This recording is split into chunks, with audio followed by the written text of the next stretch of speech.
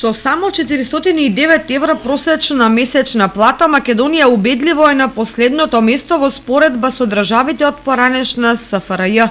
Дури и да стигне до 500 евра, таквата плата ќе не искачи само пред Босна и Херцеговина и Србија, под услов тие да не напредуваат.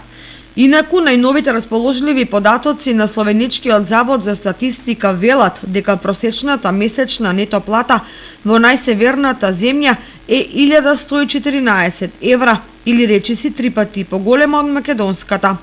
Хрватска со просечната месечна плата од близу 900 евра е на втората позиција. Тоа значи дека хрватите добиваат за нешто повеќе од двојно поголема плата од нашите вработени.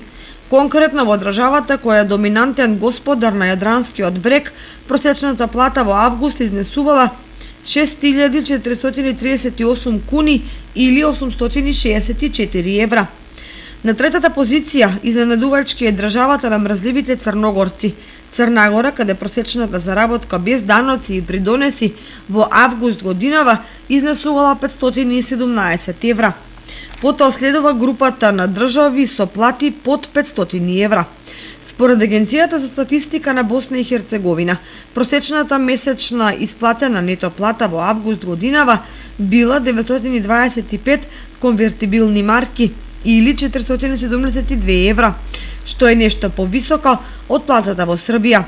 Според податоците на Српскиот завод за статистика, просечната нето плата во август годинава била 54.111 динари или 460 евра.